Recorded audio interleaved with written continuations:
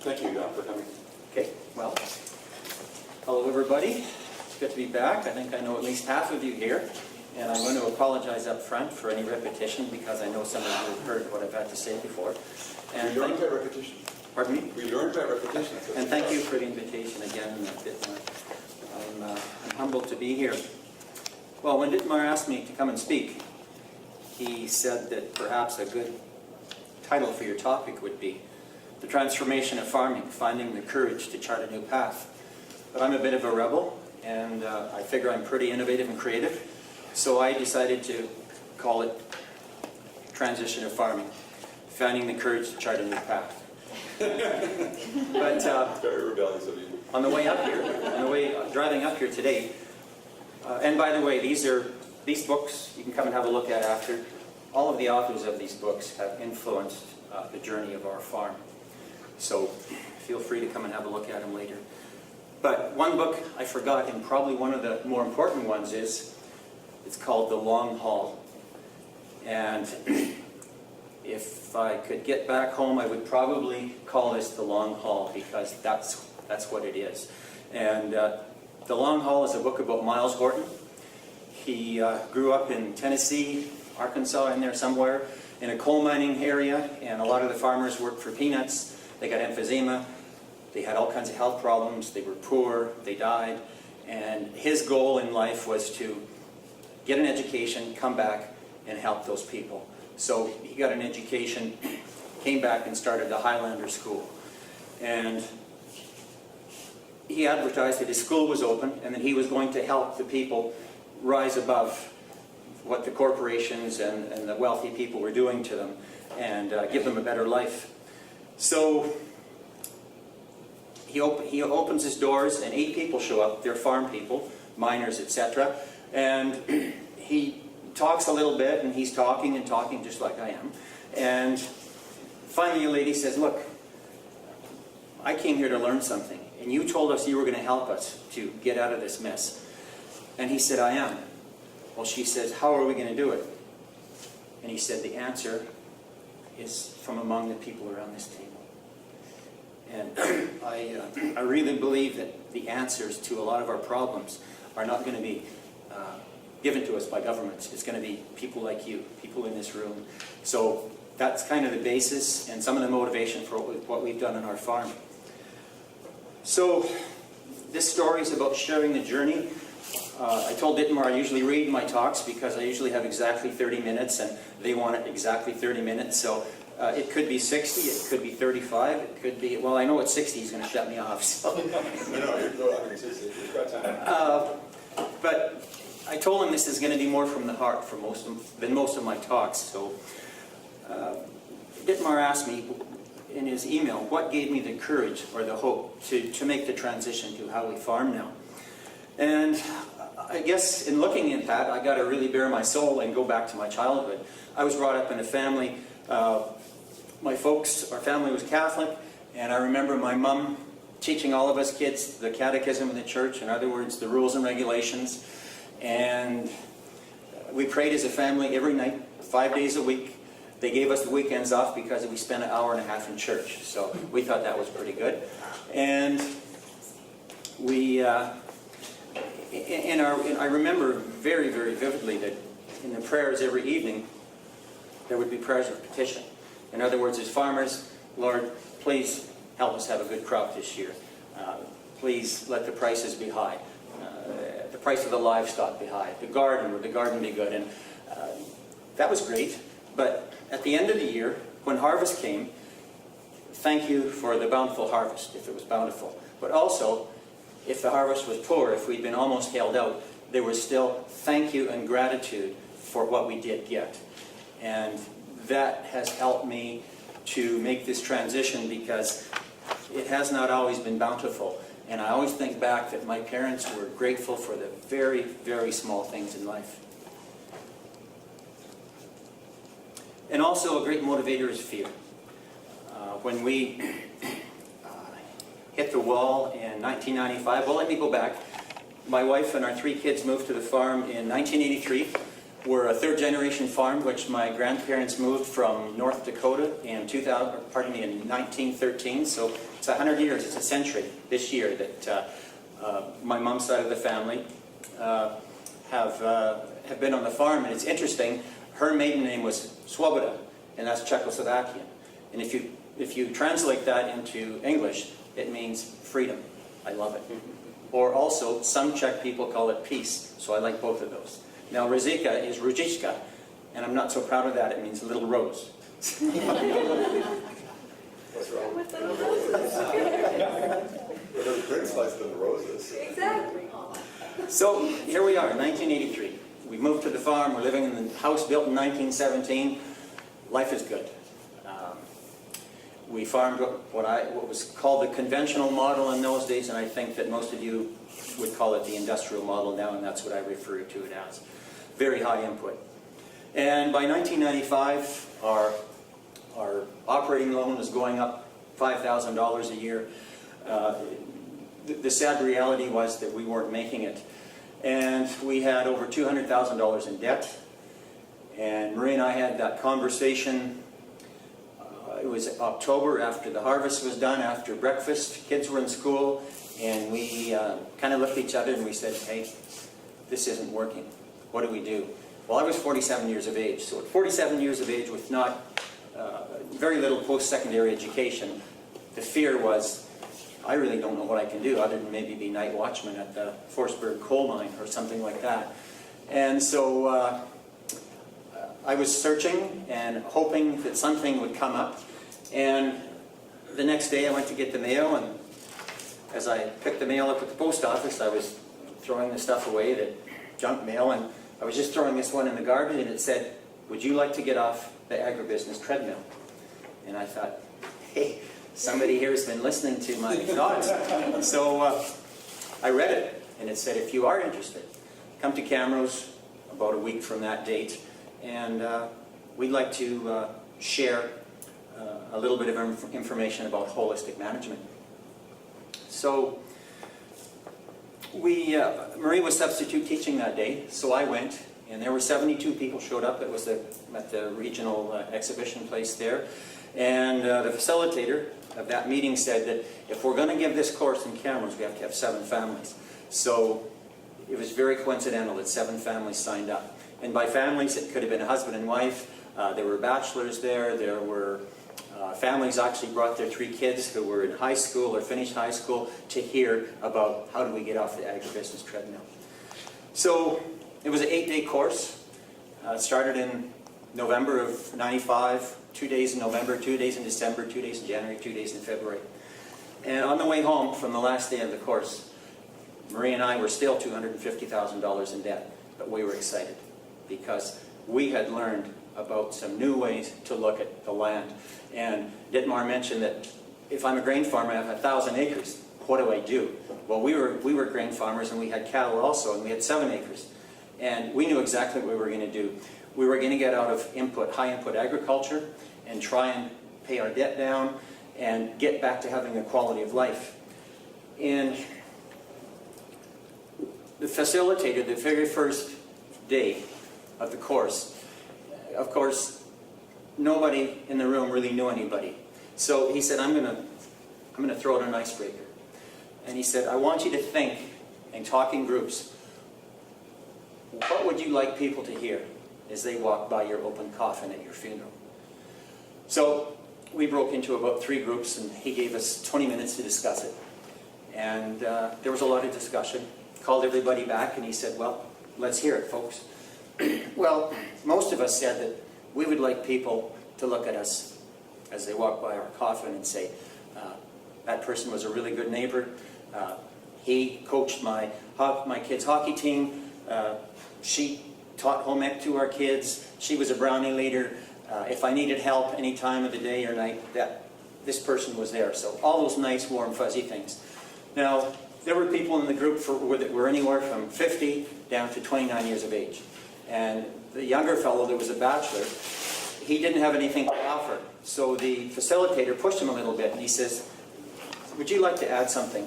And he kind of looked and he said, well, yeah, sure, he said. the first person to walk by my coffin, I'd like them to point at me and say, look, he's moving. So, we all laughed too. But I thought about that on the way home, and I thought that we are all at different stages in our lives. We're at different ages. And somebody once said to me, we are not the people that people see. We are much different. We have a core. And that core, that vulnerability, does not often get exposed. So, but it was a great icebreaker. I've been asked many times, how did you feel when you hit the wall and realized that you had to either change what you were doing or cut your losses and get out? And I said, I felt that my dignity was completely compromised. And it made me think of 1977. Marie and I were living on Vancouver Island. I was driving down the island highway, and I was listening to the radio. And there was this song came on, and it was called The Homefront Heroes. And the chorus line to that song was, your broken dreams and your memories are the only proof that you've even lived at all. And I thought, how sad that somebody has actually lived a life like that. How broken they must feel. And when we hit the wall and started thinking about the alternatives, I felt the pain and then the emotion of the line in that song. And it was very, very powerful. But I started praying harder again, and we started moving on. Where did the hope come from to chart our course? Well, the holistic management gave us a whole new way of looking at agriculture. Joe Salatin, I'm sure most of you have heard of him. He's from Swoop, Virginia. He spoke in Alberta probably 3 or 4 times last year. He started that grass-based model of raising chickens and turkeys and hogs and on pasture, grass-finished beef, being kind to the land, caring for the land. And a video of his operation was shown on one of the days of the course. And we really started thinking hard at that, because we didn't need a $350,000 combine. We didn't need a 4-wheel drive tractor. We didn't need a lot of that expensive equipment. And also we decided we were going to go organic, because we knew that we had to have some kind of a niche. And so we thought, well, let's go with this grass-based model. So we started building chicken shelters and slowly getting into this whole grass-based different way of doing things. Now, the 700 acres of our farm, we decided to seed everything to pasture. And we sold 2 quarters of land to pay off our debt. We sold all of our granaries. We sold our combine. We sold all of our grain harvesting equipment. And we had finished the course in 1996. By May 1st of 1999, we went into farm credit here in Camrose, and we took a check in, and our land we were debt-free. And that is one of the most memorable and happiest days of my life. And we headed full speed ahead into this agrarian way of farming that Wendell Berry talks about. And Wendell Berry is, he's just the most. University of Calgary invited him to come up to speak at their campus probably 7 or 8 years ago. And he said that, I just have so much work to do here in America that thank you for the invitation, but he said, I just can't come. But I would go in a heartbeat, and I would pay a pretty good dollar to hear him speak, because he's such a knowledgeable man, and he's a holistic thinker of the optimum degree. I invited him to come to Camrose. Did you? Oh yeah, and Roger Epp, of course, has always used his book and taught and whatever. And first of all, you can't invite him by computer because he doesn't have one, right? So we had to use snail mail. And he also said, thank you very much. You can read most of the things. I don't have any new thoughts. Read it, talk about it. That's what we've been doing ever since. 3 things holistic management taught us is, first of all, was what do you want out of life? What kind of a quality of life do you want? So it's about goal setting. So we talked about that. Your production model. How are you going to farm your land? Well, the production model was based on Joe Salatin's model. And I think I've actually got some pictures here now. There you go. Decide what you want in life. Link it to your production model. There's the chicken and turkey shelters and the laying hen shelter. Our cattle on pasture. And yeah, everything there except the hogs. Here we are. My dad bought this, it's called a rod weeder. It's an implement that probably was built in about 1968. It was sitting in the bush, and when I got 3 shelters, I thought it doesn't make a lot of sense to hook the tractor up to one, pull it ahead, then back up, hook it up to another one, and keep doing this. So I pulled this out of the bush and hooked all the shelters up. So it's some people call it a hog-a-vator, or a hog weeder, but it works. It works. Make decisions in a socially and environmentally sound way. Well, in 2001, I had a call from a lady who was involved with the Alberta beef producers, and she farmed in our area, her and her husband, and she said, Don, she said, you're doing some interesting things on your land, and I hear that you're starting to practice more stewardship and look after the land. And she said, the Alberta beef producers are talking about health of our watersheds. We as farmers, if we want to be able to market to more markets, we have to show the world that we are good stewards of the land. So she invited me to come to a meeting in the county office, and there were about 4 of us showed up, and she suggested that we form a watershed group in our county and start having a conversation with the people about how we can care for the land better, have cleaner water, better quality, more water, etc., habitat for wildlife. And so I said, no, I'm not really interested in this, because I'd just been on a hospital board for 10 years, and I'd been to lots of conferences, I'd eaten meals I didn't enjoy, and driven long distances that I was tired. So I said, no, I'm sorry, I can't. So I went home and I told Marie, and she says, you just get right back there, because she says, you are doing this. And she said, they need you. And lunch. good food.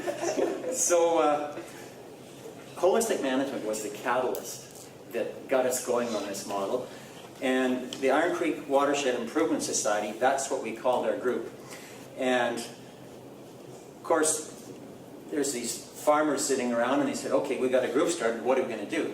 Well, the first thing we did is we bought an off-site water pumping system to, a farmer could have it free for 2 weeks, put the pump in the creek, put the water tank about 20 paces out here, put the solar panels out, turn the switch on, and some guys would rent it, or would not rent, but it was for free, but they would take it, and they said that they watched the tank fill, and when the cattle came, the first time they saw it, they didn't go to the creek anymore, they went right to that water tank. So all of a sudden, we're getting really good press from people want to use this, and I said, well, talk to the last guy. And so it went like gangbusters. People started to really take part in cleaning up the water. We had some riparian health assessments done before, let's see, this would have been in 2001 when we started, because we wanted to see what kind of stewardship management, how it would increase the health of riparian areas. Riparian areas are the green zones around creeks, wetlands, and sloughs, etc.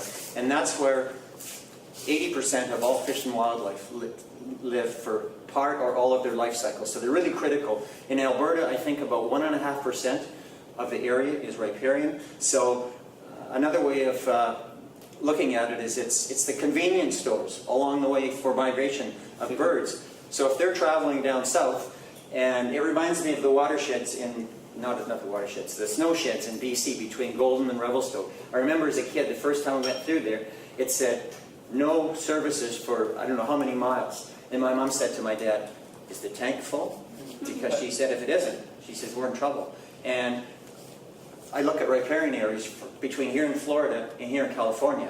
And folks, the way we're farming, we're in trouble because these riparian areas are being compromised. So we had 31 assessments done by Cows and Fish, and Lauren Fitch, who you've heard Dietmar talk about and who spoke at the conference last year. Lauren has been one of the extraordinary mentors of our farm. He's an educator, he's a great speaker. We've had him speak at one of our watershed supper and information evenings. We had 40 people.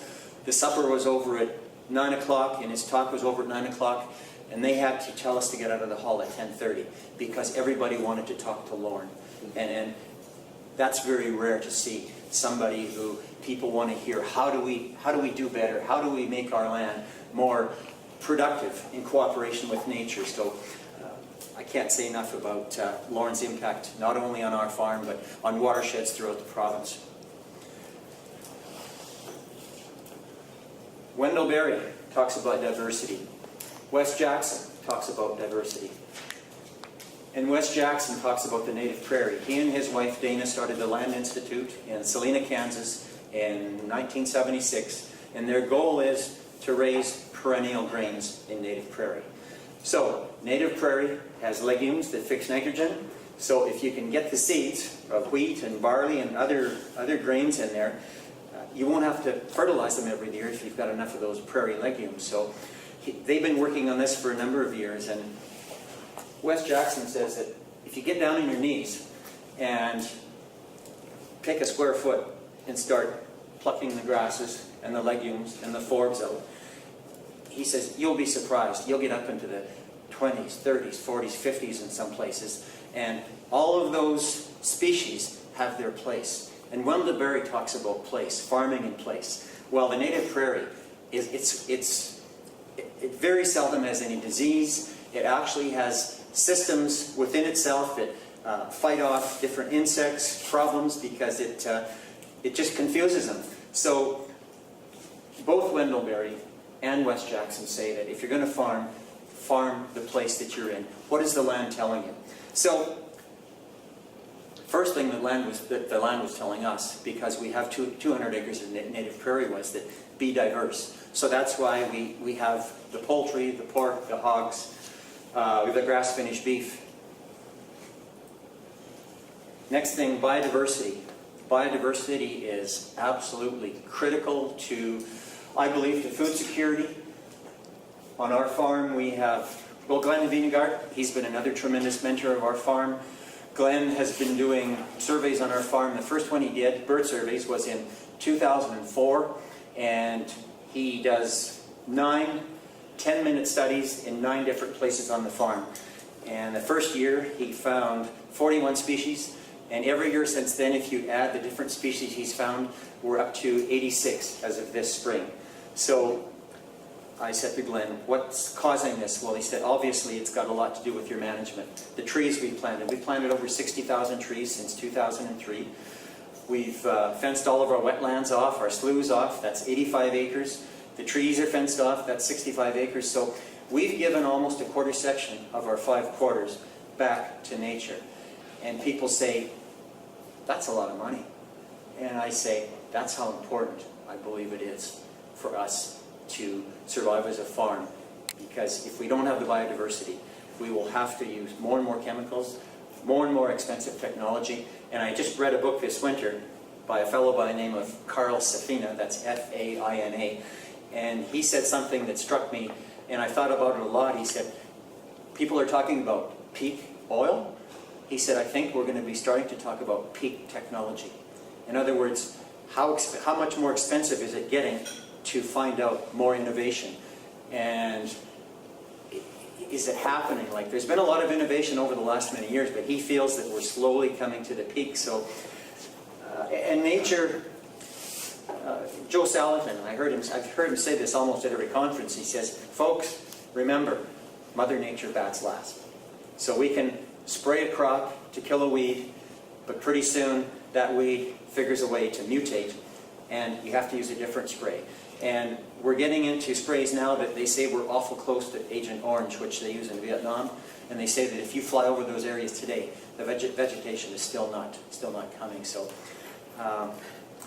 just some food for thought. That's pretty rapid. What did you say? Pretty fast. You want to go back? Yes, I want to go back. Yeah, go previous. Go to that. Oh, previous? Okay. 2 times. Then do it again until you get back to where you need to be. Boy, I made a lot of headway here. Yeah, pretty fast. Something to do with the trackball as well. Yeah. Okay, just roll it back. Like that's where there. Yeah, this nest in a tree. They're warbler eggs, and they're very, very small.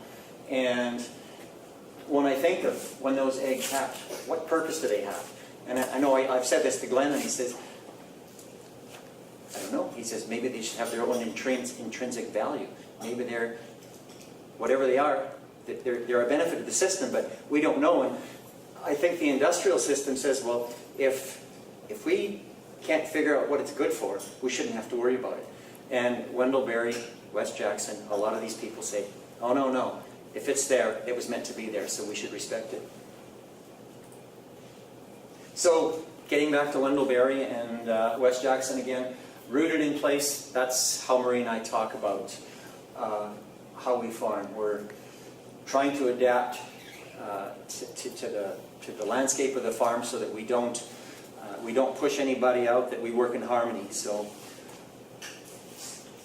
now, Edward O. Wilson is a world-renowned zoologist, biologist, and he says that each and every one of us has within us, we're hardwired to care for nature, and he calls it biophilia. But how come it doesn't become manifested? Well, he says we need that catalyst. So there again, when I look back at holistic management, that was the catalyst that said, hey, you need to work with nature. And the land ethic. Yes, Aldo Leopold, as soon as I heard the theme of Spirit of the Land, Aldo Leopold. Like Leopold, have any of you read the Sand County Almanac? If you have, here's another great one for the health of the land. The man is a genius. I brought 3 quotes from him, and I may read them, I may not, but he was so far ahead of his time, and he's so far ahead in thinking. Well, he's right up there with Wendell-Berry and West Jackson. Just phenomenal thinker. But yeah, land ethic reflects the existence of an ecological conscience, which in turn reflects a conviction of individual responsibility for the health of the land. And looking back in the years that we farmed the conventional way, the industrial way, I was always above the land in a tractor, in a combine, pulling a baler, on a swather, and I had lost touch with the land. And Glenn Vinegar, in a talk here in the chapel, oh gosh, it must be 7 years ago now, he talked about the author who wrote the book Last Child in the Woods. I think it's Louvre or something like that. Yeah, and I'm not going to quote this verbatim, but it's something like, we have to teach the next generation to love and respect the land so that they will care for it.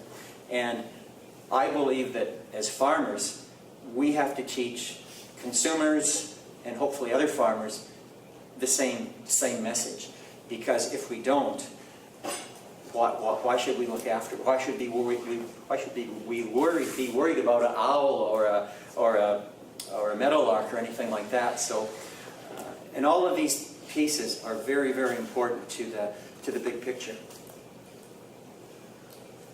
This slide reminds me of West Jackson in New Roots for Agriculture, written in 1984. If you didn't know it was written in 1984, you'd think it was written last week. Very contemporary. He says that he came to the University of Alberta on October 8th of 2008, and he spoke at the Bentley Lecture Series, and the room was packed. And he said that industrial agriculture is the failure of success. And he said the success is it grows copious amounts of food.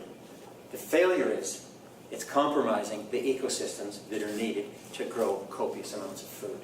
So, and he's bang on. I just think that that's exactly right. And 3/4 of land sold not too far from our farm in December of last year. And within probably about a month, the wetlands were gone, all the trees were gone. And I was talking to a farmer about it, and he says, get over it. He's got to make it pay. He's got to make it pay. So, if we have to keep making it pay, does that mean that this is going to become a disease or a part of our culture to keep clearing the land? And I've asked Glenn when he does the bird surveys, I said, Glenn, have you ever been on a quarter section of land that doesn't have a tree or a wetland or a slough? He says, yes, I have. I said, what was it like? He said, it was quiet. No birds, no biodiversity. And if we keep doing that, what are we doing? We're almost creating a Chernobyl, it seems. So, why did I include this picture? Well, you probably think this is trick photography, but it's not. These are goldfinches, and they're one of the few birds that can eat hanging upside down. And so the reason I show it is that I tell people that a lot of people hear the story of our farm, and they say, Don, your farm is upside down. But I say, yeah, but look, it's working.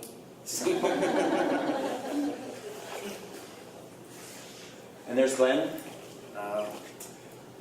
great friend and mentor of our farm. This is called an American badger, and I don't know, I didn't check its passport, but maybe it is.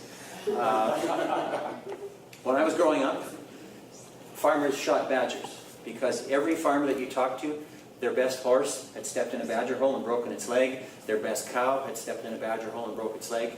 And I never did see the real broken legs, but everybody had that story. So badgers, a lot of people shot badgers. Well, on our farm, we welcome badgers. And we have a community of badgers who basically goes through our land over about a 3-year cycle, and they dig out the gophers. And so they help control the gopher populations. So if you don't have badgers, what's plan B? Plan B is strychnine.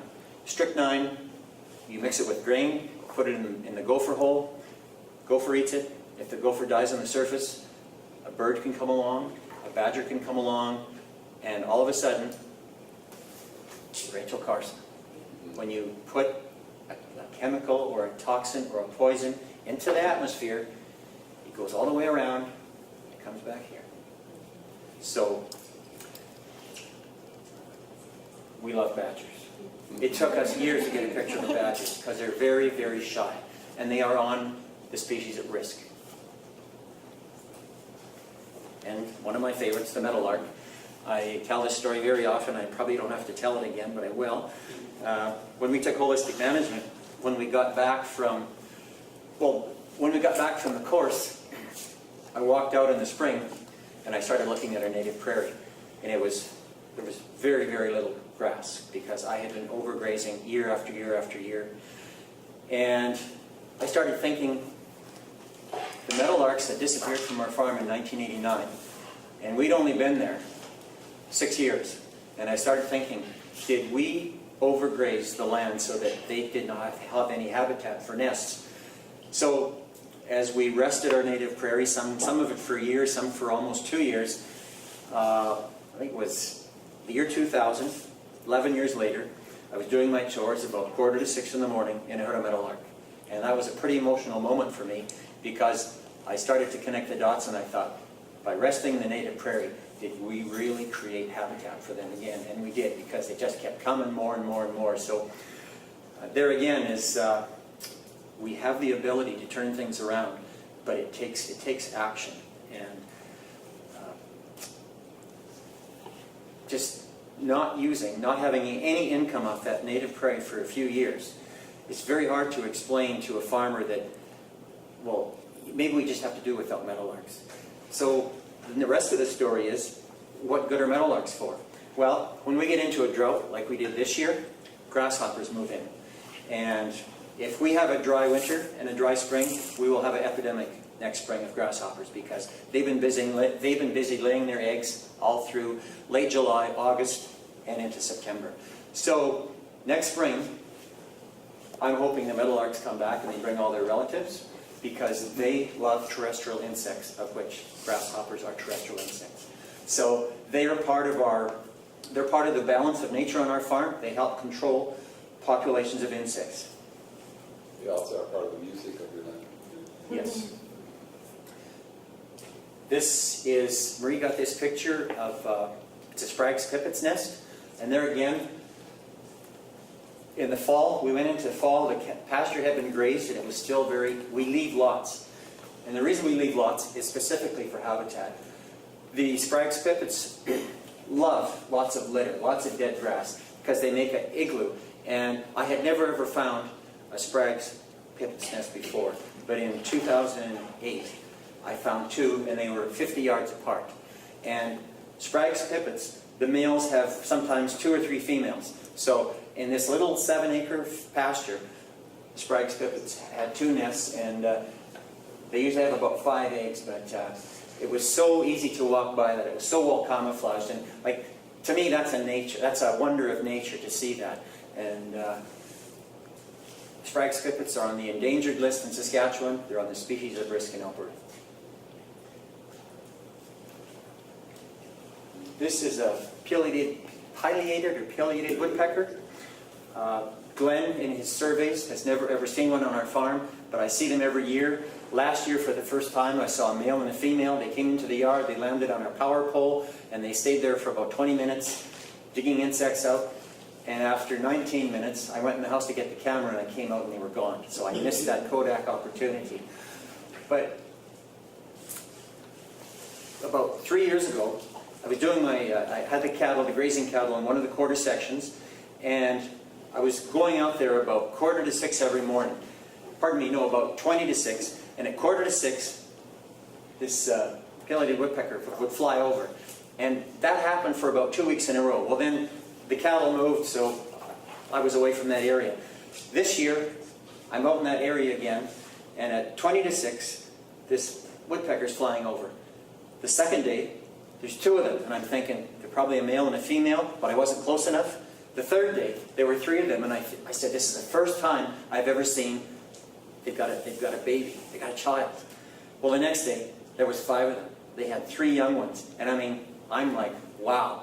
And if you look in the Birds of Alberta book, it says that a pileated woodpecker needs about 100 acres of mature wooded trees in order for it to stay in that area, a breeding pair. They need that for habitat.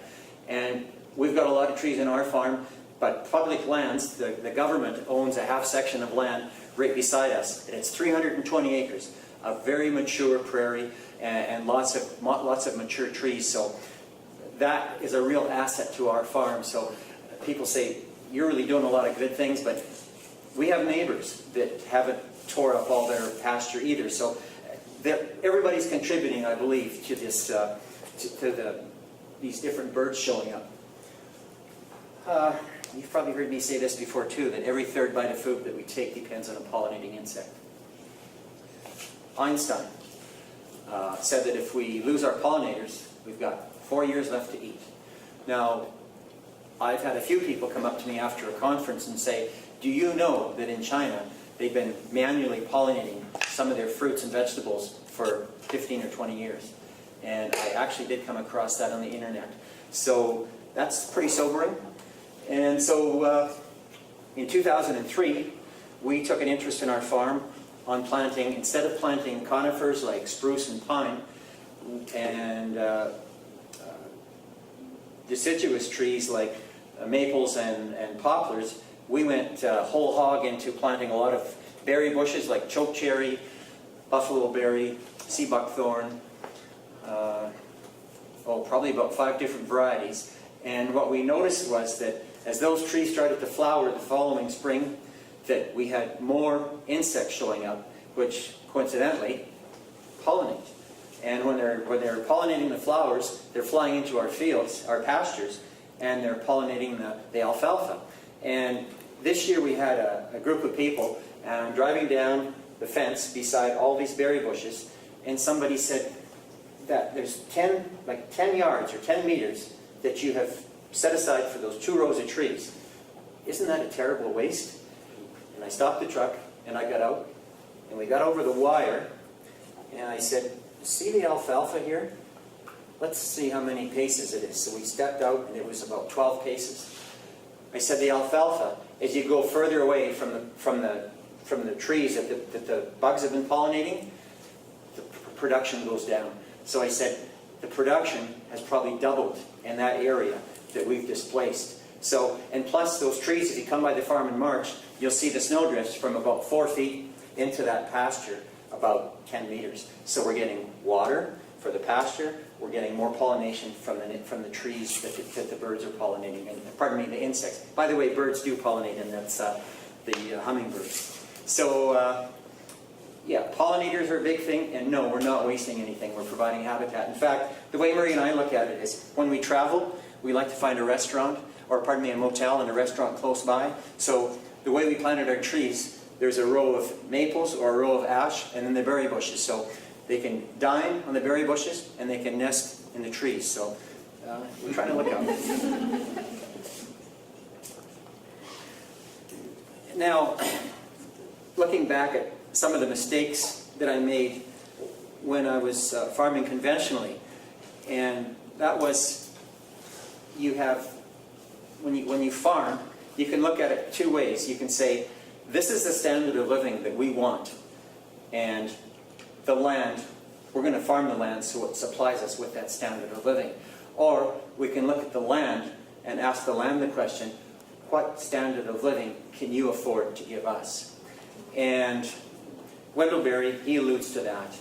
And that's a question that has to be asked of any farmer, I believe, when they start farming. If they have illusions or delusions of grandeur, they'll end up clearing all of their land very, very quickly.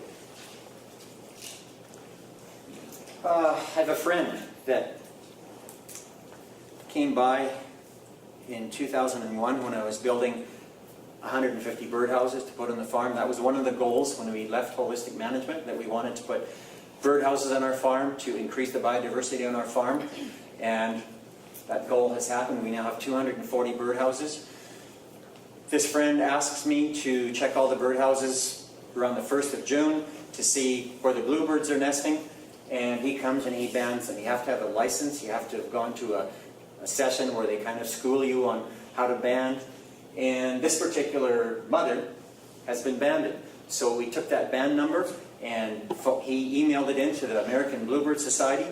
And they emailed back and they said that bird was banded within 5 miles of this nesting box.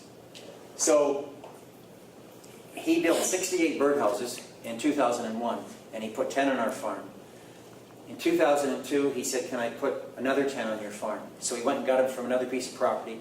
All of his birdhouses are on our farm now because he said, we're getting more bluebirds in our houses than he was on the other farms. And also, we're getting more eggs. We've had as many as 9 eggs to a hatch. And that doesn't happen every year. This year was a very poor year. We probably averaged about 4 eggs. But to me, this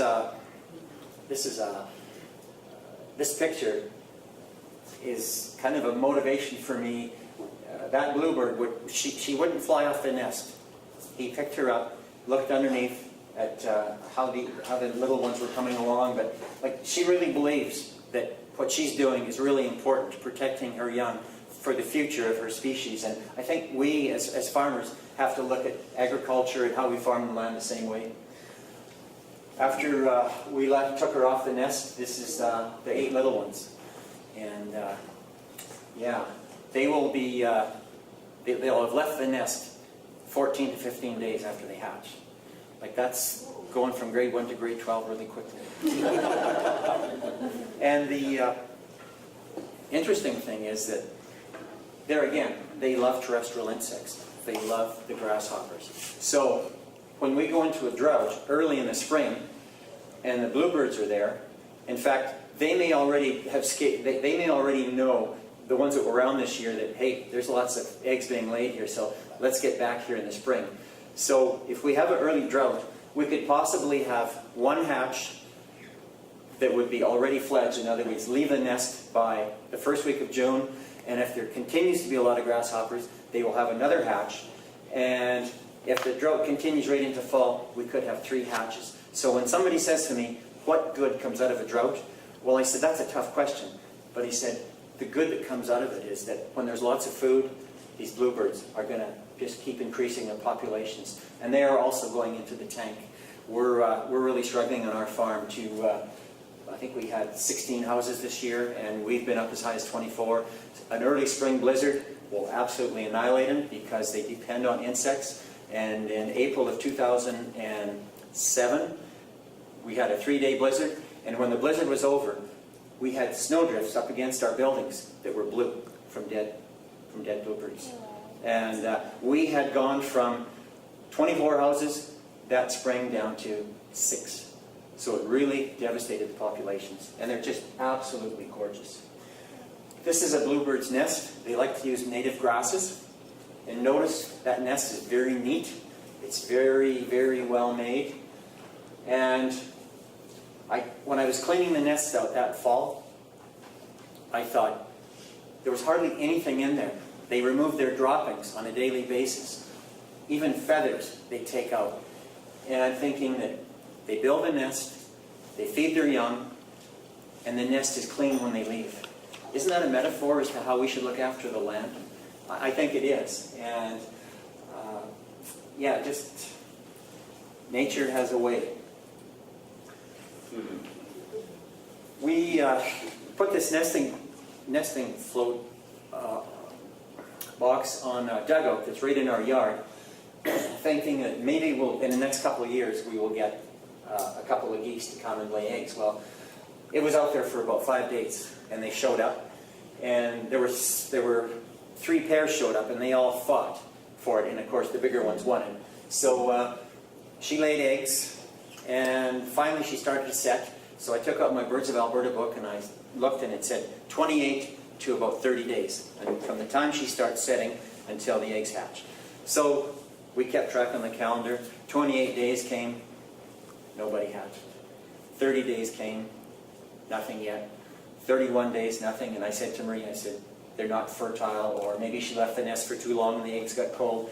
And she says, they're going to hatch. And I think it was 34 days. I was out doing my chores. I came back in the yard at about 6:30 in the morning, and Marie was out taking a gazillion pictures. She was so proud. These are our first grandchildren.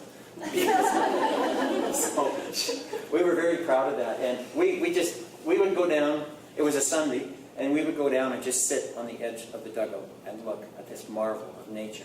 And there again, somebody says, well, that's really neat, Don, but what good are they? And I said, just get over it. It's good for the spirit. And your class is called the Spirit of the Land, and the land is giving us the spirit. Now this is one of our nesting boxes. It's kind of too much in your face, but those eggs are the size of jelly beans, and they're from a house wren. And when I was checking the nest, I said to Marie, I said, bring your camera. I said, you got to get a picture of this. So she came out, and that nest is about 7 to 8 inches tall, and it's packed with all of those twigs. And that little wren, I don't know how long it takes her to do it, but she fills that sucker up to the top because a swallow can't get in there, a bluebird can't get in there. And some years, when I take the nests out in the fall, the bottom nest is a bluebird that started nesting. But a swallow came along and bullied the bluebird out. So the bluebird left, and the swallow starts putting its swallow feathers in, and the wren comes along and says, look, it's mine. And she will pack that box right to the top. And she will even pack boxes and not lay eggs in them just because she wants her privacy. So those little jelly beans, most people would look at those and they'd say, very insignificant, very, very small. So, if I had showed you this picture first, would you have said, those are ostrich eggs? Because they look really big, don't they? They're not. They're just a close-up of those little jelly bean eggs. And I believe that that mother wren looks at her eggs as if they're like ostrich eggs. And hey, folks, these are really important. And there again, as a farmer, we have to look at nature and say, these things are important. We had these folks come and visit us from Missoula, Montana. The boy was 7, the girl was 8. They had never been on a farm before. The parents had never been on a farm before. And I told Marie, I said, how long are they staying? And they were friends of our son's. And he said, 4 days. And I said, well, I don't think they're going to last more than a day if they've never been on a farm. So West Edmonton Mull, probably going to have to take them up there, show them some fun. Well, I thought I'll get it over with.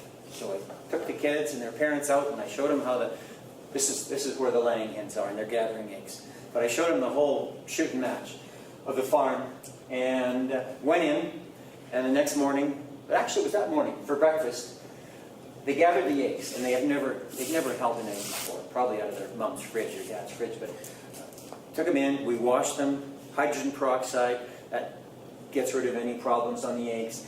Took them into Marie. Marie cracked them, put them in a bowl, and these eggs, because the chickens are on pasture, are a brilliant yellow. And they said, "What's that?" And I said, "Well, that's what the beta-carotene that's in the grasses goes into the eggs. Those eggs are high in a essential fatty acid that we need for good health." So then she scrambled them, and they ate them. Well, they did go to West Edmonton Mall, but when they got back, they said, "Can we come and do chores with you?" And they did chores with me for 3 days.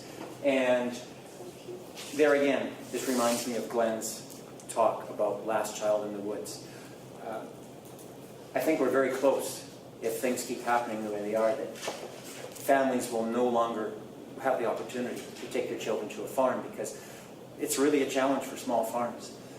I'm sure the big industrial model will have an old McDonald's farm that you can go and pet, but you won't be able to get into the big operation. So this was a real wake-up call for me, how important it is to have families come to the farm. And Sunday afternoons, it's open house, and we get anywhere from 150 to 200 people between May 1st and the end of September. And guess who? Yeah, some of the rebels from Augustana. And Dittmar told me to talk about hope. Well, the pictures of wildlife, those give me a lot of hope. And since I've been coming to Augustana, and since you guys have been coming to our farm, I told Allison today, I said, my glass is usually half full, but since I've been meeting you people, it's 3/4 full. Because I was at a place in my life, even once we got moving on the change in our farm, as to how we're farming, is like, how do we move this? Like, who are the rest of the people? Where's the rest of the army? And to hear and to see what you guys are doing, I am overwhelmed. And I'm thinking, as an old guy, if I can hang on to some of the high ground for a bit longer, you guys are going to come and you're going to bring it all back. So we are blessed to be able to work with you and to email and chat with you off and on. This reminds me, this is where we get our hogs and our beef processed at Forsberg. And it reminds me of, I can't remember the year, Dittmar, but you and Carson put on a relearning community series in Viking. And that is one of the things that we have to do in every community in this province, is relearn community. We have forgotten what community is, and I think you did about 6 or 8 sessions, and there was maybe 20, and then there were 54, and the community buzzed for about a year. And some change has happened because of those relearning series, but somehow we need to find the energy and the willpower to continue to do that, because Margaret Wheatley, one of my favorite quotes from her is that she said, when people get together and talk about what they really care about, change happens. And that's what happened with our watershed group. That's what's happening in communities where they're having these relearning community series where they bring people in. And that's one of the really good memories I have about starting to get back to being a community again. And this is a family-run operation. 2 brothers own it, and it's for sale. They are booked up now till the middle of January. So you're saying, if it's that successful, why is it for sale? Well, the oil and gas industry is paying big wages. Forsberg is close to a coal mine. Some of the older guys are retiring. So new people who may have been working here are moving from a job that maybe pays $15 an hour. I don't know what they get paid, but they're moving into the plant or into the mine where they're getting maybe $25 or $30 an hour. So when you have prosperity, food security, the local economy starts to suffer. And the owners are really stressed out because they will train somebody painstakingly to cut the roast the way you want it, the thickness of the pork chop you want. But if that person says, hey, I won't be back tomorrow because I'm heading out to drive a water truck and they're going to pay me $39 an hour. So we really have to rethink and relearn community. And I should probably wrap up. And I kind of had a struggle. Was I going to quote Leopold or Wendell Berry? And I just chose Leopold. And this is one of my favorites because it's about the way I started out. I abused the land because I regarded it as a commodity belonging to me. But when I saw the land as a community to which we belong, I began to use it with love and respect. And yeah, that's where it is. And I guess if you've got any questions, or if you have to get out of here, one or the other. We've got lots of time. Okay. I was wondering about the solar-powered watering that you have for the cattle. Yeah. The main purpose of that, correct me, I guess, is that you're protecting the water supplies by bringing the cattle away from the water so that they don't defecate in it. Number one. And that's, after I took holistic management, that was the main reason we got the solar pumping system, because I thought the manure and the urine from the cattle is going to compromise the water quality. That was only part of the picture. When I met Cows and Fish and they started to explain to me about what a riparian area is, all these grasses, all these trees growing, well, if you could have seen our riparian area before I used the solar pumping system, there was no vegetation, because when the cattle come to drink, they slide in and they shear off the grasses, they shear off the trees, they shear off the Saskatoons. So pretty soon, if you look around that 7-acre wetland, it's all dirt, or it's all mud. So what else happens is, when they get into that mud, they can get foot rot, which is, there's viruses, there's bacteria in the water, and if they have a cut in their foot, they get that, it's a staphylococcus virus, and you have to treat them with medication. And since we're farming organically, as soon as you treat an animal with medication, it goes out of the organic program, and you sell it at an auction market. So, yeah, that. And the other thing about the solar pumping system is that we rotational graze. So, all of our pastures. So, in a quarter section, we've got 8 20-acre pastures. So, this year we grazed 150 cattle. So I give them 100 feet by 200 meters, and I move them sometimes twice a day, sometimes once a day. And the water tank is there, so the manure and urine, they eat the grass in that paddock, but everything, the waste goes back in that paddock. So if in that corner, the grass is growing poor, or maybe there's some weeds growing, I take my salt blocks and I put them over there. I take the mineral feeder and I put it over there. So, and I take some grass seed and I just throw it around, so the cattle, when they go to lick the salt, when they go to lick the mineral, the hoof action pushes some of that grass seed into the ground. But when they're walking from there over to the water tank here, they're lifting their tail and they're fertilizing as they come. But if we had one watering system right in the middle of a quarter section, what happens is when one animal goes to drink, the rest of them, it's herd mentality, they all start to go away. So what happens is there's only so much room at the trough. So the ones that are waiting, they're lifting their tail. And if you do I've seen aerial maps of vegetation growth, and if you've got the dugout in the middle, it's like a donut. And all the grass is growing fantastic towards the middle. But as you get out towards the margins, it's very poor, and the weeds are starting to take over. So we're using animals as a tool. Like we've had pieces of land where when we seed the pasture, there are noxious weeds, in other words, really bad weeds, like scentless chamomile is one of them. And so when I would find a patch of these, when the grass starts to grow, I would take my electric fence and fence it off and put my 200 or 300 head of cattle in there, and I leave them there for an hour. And this is this is maybe half an acre to an acre. Okay. And I leave it for half an hour, and I'd come back and the grass would be all gone, and they'd be starting to eat the flowers off the scentless chamomile. So I'd leave, and I'd come back, and when they see me, they're bawling, they want to move. And the stems are starting to disappear. And I'd leave again, because I'm tough, eh? And I'd come back in 2 hours, and they were pulling some of the stems and the roots out of the ground. So I said, okay, time to move back to the buffet. So what happens is, next year, very few of those scentless chamomile come back. So I do that 2 years in a row, and we've got the weeds beat. Okay, so you don't use goats for that then? It's an option, but I don't get along with goats.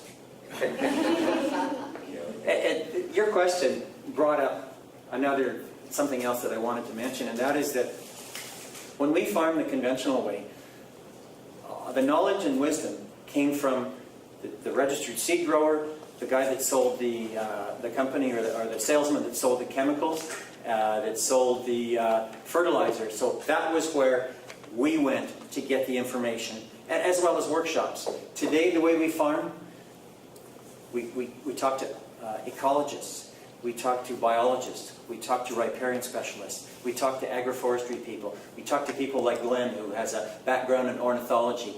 Those are the people now who we consult with to get the decisions about how should we be working in harmony with the ecosystem so we can maximize production. So it's a whole paradigm shift. Yeah. That's great. I know the cattle, they always rip up the riparian zone, but I was curious, do you know, like, why that is? Like, is it because they're domesticated? Because, I mean, other, like, native ungulates don't do that, but is that just because there's a large herd of them? Yeah, and it all comes back Can you to... just repeat the question, because the majority has to learn to speak louder, but no, there's good fans running in this place that... Okay. I was just curious, I know the cattle, they do rip up the riparian zone, but why they do that as native ungulates don't do that, if that's just because they're a large herd and because they're domesticated? It's the herd thing. I check the custom grazed cattle anywhere from 3 to 6 times a day. So I start to see their patterns, and I'm learning more about people from watching the cattle. So, like I say, when somebody starts heading for the water tank, you can just see it. It's like a magnet, and they all start to go. So if they're drinking from the creek, what happens is they'll follow that first one, and then they'll line up on this side, they'll line up on that side, and if they can't get in, well, 150 head of cattle, say 3 feet for each one, that's 450 feet. All of a sudden, if they start doing that all the way along the creek, they're shearing all the vegetation. And if you calve your cows next to a creek, baby calves, when they defecate, they have cryptosporidia in their manure, and when that gets into the water and gets into the stream, I think it was North Battleford had that problem shortly after Walkerton, where they found cryptosporidia in the water. And there again, the land ethic. I'm a farmer. I think it's incumbent upon me to take responsibility for my cattle so that we can keep that water clean. And I think that if we look at all the landowners along the creek, whether it be grain farmers or cattle people, that if we all take responsibility and develop a land ethic, the town or the village or the city downstream, they're not going to have to use as many expensive chemicals that are, maybe possibly toxic to us. And it all starts with just making that decision to take responsibility. Do you know of any community-supported agriculture projects near the area that practice holistic methods like you do? Well, I know Brian Rosenhelt, Viking Farm. He's been working at it, and I think they're slowly moving towards being organic. So if they're going to move towards being organic, you definitely want to use holistic principles, because you can't use any chemicals if you're going to be organic. So yeah, but other than that, I'm not familiar. Well, is the question in that area or in general? I'm just curious. You guys know about Brian, all those people, so close to Panoka, Ola started, about the same time as you did, or about Brian, about Thompson, I guess. Oh, gee. It's a while back, but anyhow, so she was a woman farmer. Her one of her boys is on the farm now, I think, right? The other one moved. But anyhow, so there are various ones in the area, but it's still a little oasis. That's one. Would be nice if the neighbors and the neighbors and the neighbors, right? Then the birds would love it, animals would love it.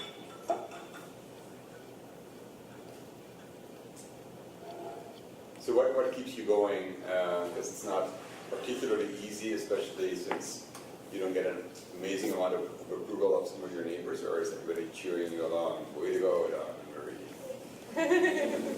You nailed it. I have a file now in the filing cabinet where I save the cards that we get from people, and some of them are pretty overwhelming, and some of them are over the top. Thank you, folks, for doing your part to save the world. Like really, really big stuff.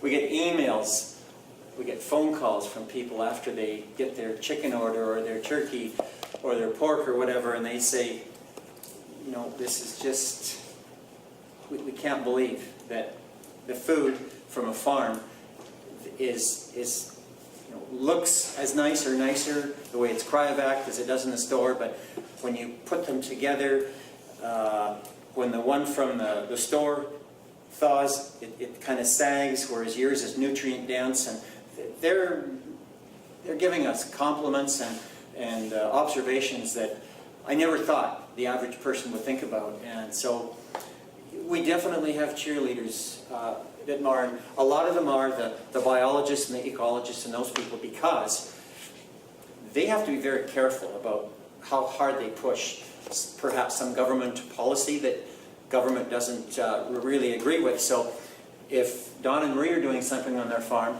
they can use us and do the end run.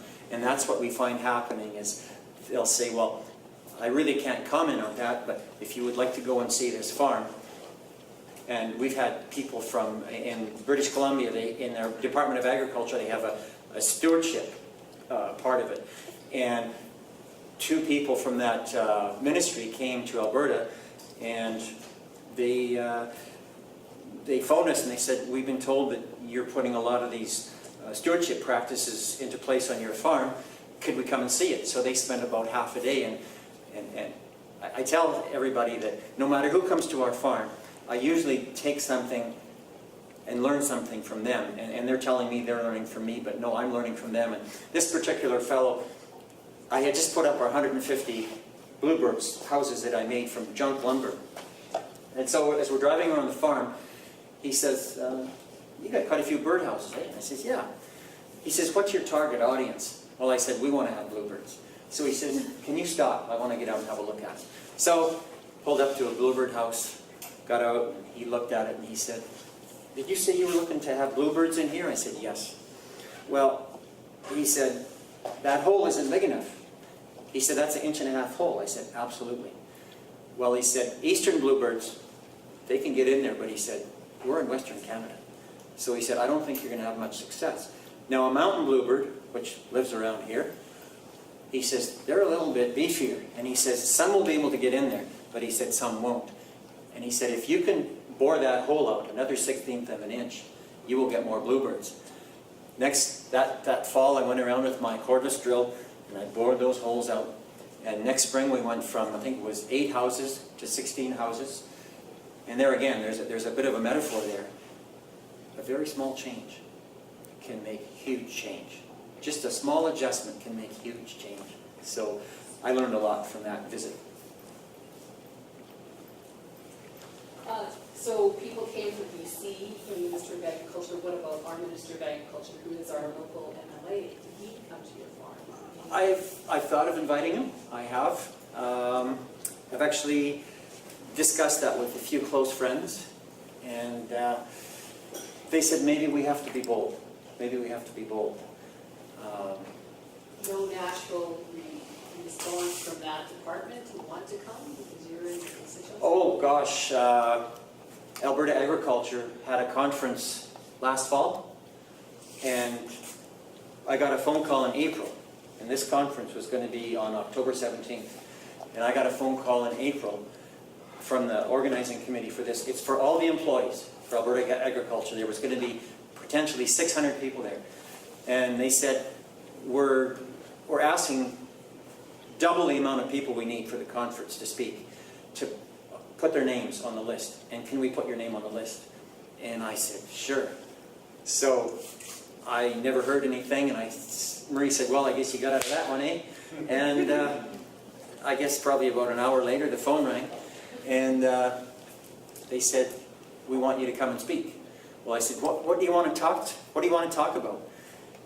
And she said, it's up to you. So I was really, really getting anxious, eh? I never let Don just speak. But something happened along the way, and Ditmar, I've told this to Ditmar, but very few of even my close friends know this, but Marie and I received a phone call on September 17th of last year from California, And I was having lunch and the phone rang. Marie wasn't home, so I looked and it had a California number. So I thought, well, it's somebody begging for money or something, so I never answered it. So all of our kids live outside Canada, so I check my email in the morning, I check it at noon, and I check it after supper. So I went and checked my email after lunch, and here was this email from the lady in California, or from California. So I went back, the email said, I just left a message in your phone. She says, congratulations, your farm is being awarded, it's called the Pollinator Advocate Award for all of Canada. And we are going to fly you to Washington, D.C. to the conference. You will be honored at the embassy, Canadian Embassy, at a special buffet.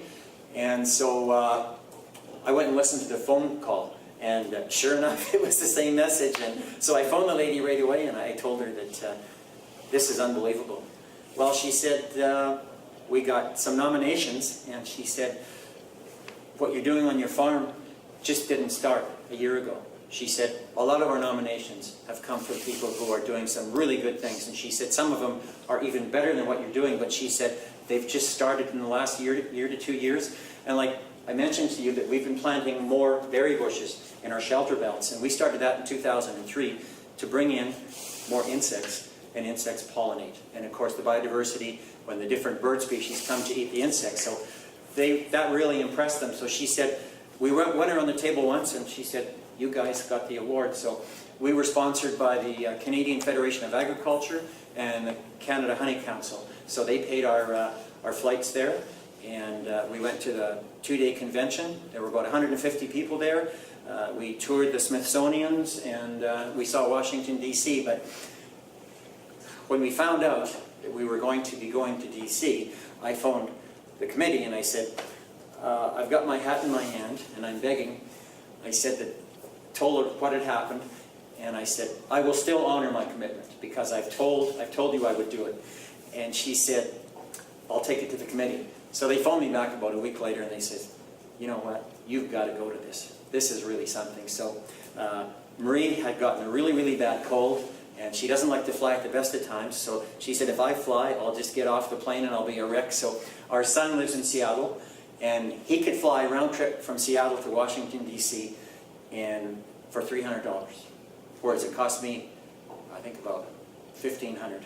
So met my son there, and we took in the sights. We went to the conference. The only alarming thing for me at the conference was, of 150 people there, Pete and Repeat, my son and I, were the only 2 farmers. And they asked me, what else can we do to get this message out about pollination, how important it is?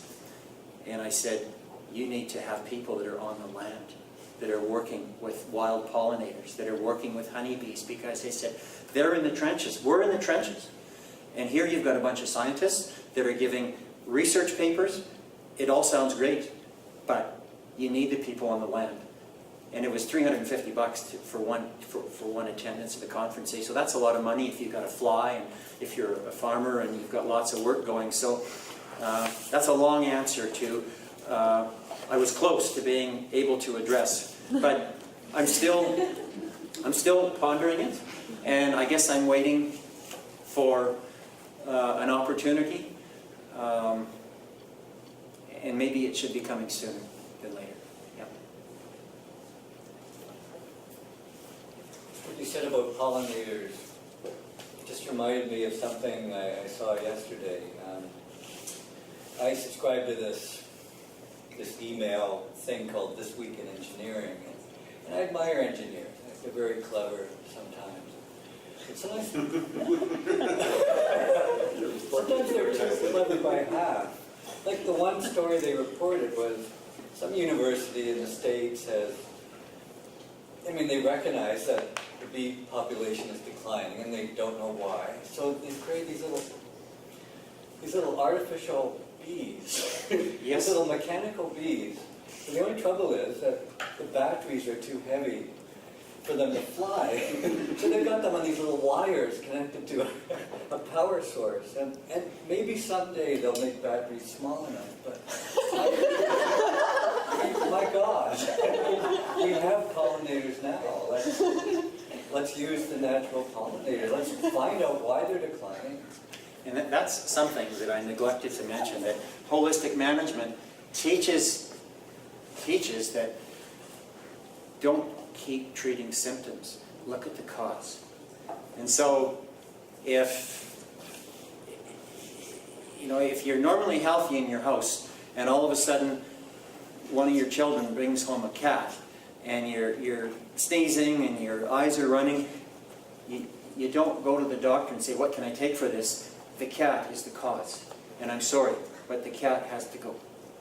And that's something that I think about as we got into this different way of farming, is that we don't have access anymore to chemicals because we're certified organic. So we have to think a few years ahead, anticipating there's going to be a problem, and start working on it right now. And those birdhouses, those 240 birdhouses, we're anticipating every year there's a possibility of a drought. So the drought of 2002 was very severe. Within 6 miles of our place, some of the farmers sprayed their grain crops 3 times. Now, a pesticide does not just target grasshoppers. It targets good beneficial insects. It targets also wild pollinators. And we're doing 3 demonstration plots on our farm to find out who is showing up, which wild pollinators are showing up. Moths are wild pollinators, butterflies are, beetles are, wasps, bumblebees.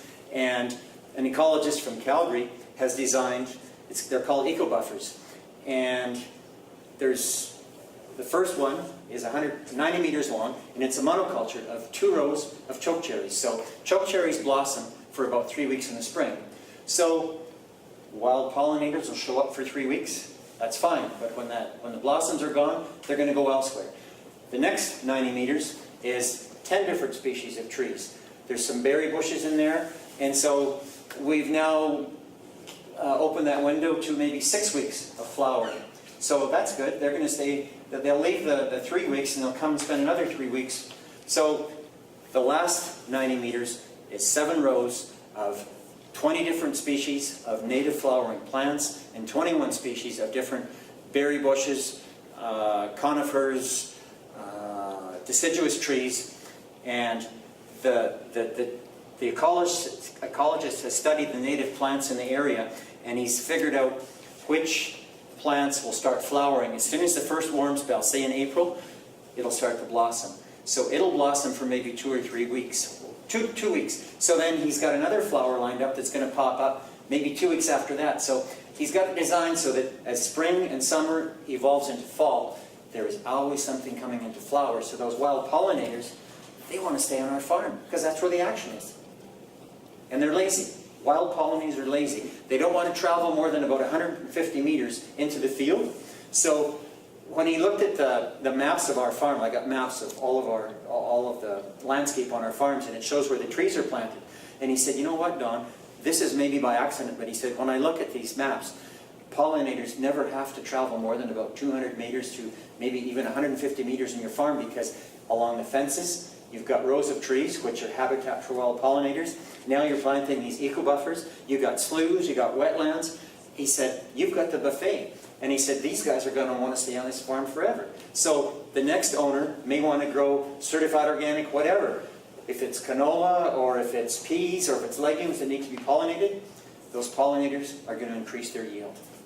And that's, if we can get the industrial side to see that, hey, if we can increase yield, and if it's because of these wild pollinators, maybe we've got to start doing some of this stuff. So when we finished holistic management, I would almost go up to strangers that were farmers and say, you should try this. You know, I was that excited about the concept. And I learned after I heard them mumble, who is this weirdo? You know? So now I've backed right off. And we've decided that if they're interested, they'll come to us. And they are. We've had the Rotary Club here in Camrose hosted 3 young people from Australia. One was 2 were forestry specialists, and one, I believe, was a water specialist. And they came out to our farm, and we had just planted these different eco-buffers, and they were just blown away. They just thought, wow, this is way ahead of the time. And here again, Ditmar, this is the scientists, the ecologists being able to try their experimentation with a couple of farmers that say, use us. And so they're just so happy that they found somebody that's willing to put their hand up, and we're happy too. So it's a lot of these specialists have become our very, very good friends. I mean, the other thing on the bee population, the colony collapse, we know an awful lot. It's just that the industry doesn't want to acknowledge. So Europe, I think, has now banned, what is it? Neonicotinoids for 2 years. Yeah, neonicotinoids, to see whether it'll changes. Canada and the US are always fighting against it. And of course, these corporations have an amazing pressure, and we don't have a good framework for saying, hey, let's eliminate them and see whether the population actually, recovers. And so, because till you scientifically prove that this causes that, they might be all dead, right? I mean, because it's a very, very narrow frame, whereas Don's model is, well, okay, give them good food, don't move the colonies around like crazy, and don't have pesticides, and look at what happens, and that's a different approach. Anyhow, I think we can handle at least one more question. Can I ask another? Just getting back to the riparian zones again, would you advocate actually damming up land to some extent, runoff from the land that would normally go into a river, just to keep some water there year-round? When we moved to the farm in '83, we went to pasture one of the quarters, and by July 15th, there's no water in the creek. So the creek was seasonal. If there was a winter with lots of snow, it would run for maybe a month or 6 weeks.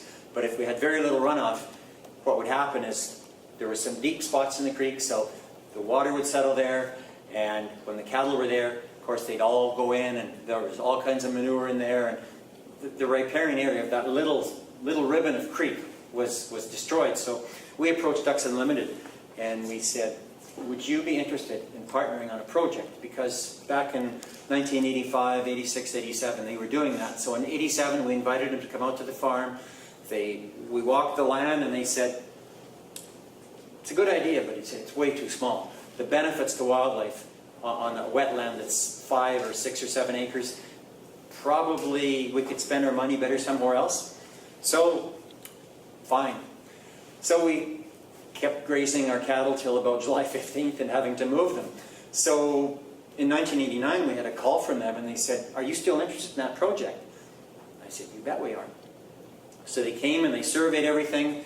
They talked to the landowners upstream, they talked to landowners downstream, they put an ad in the paper that this project was proposed. If anybody has any disagreement or concerns, contact Ducks Unlimited, and nobody had any concerns. So they dammed off that seasonal creek, and now we have about somewhere between a 5 and a 7 acre wetland. I read a book here on water this winter. I can't remember what it's called anymore, but there's a chapter on dams and the hydroelectric dams. And back in when the Aswan Dam was built in Egypt, and a lot of these big dams, that was the thing to do. But they're now starting to look at that and saying that for the ecosystem, the dams aren't a good thing. And they're decommissioning a lot of the dams, I believe, on the Colorado River. And some of the salmon are starting to come back and spawn. So in our particular situation, I'm sure there would be two opinions, that this is a bad thing or isn't a good thing. But I think from the ecologists and the biologists I've talked to, the biodiversity has exploded, just exploded around that particular area. Yeah, and that's what I kind of expect too. You're damming off the creek or runoff?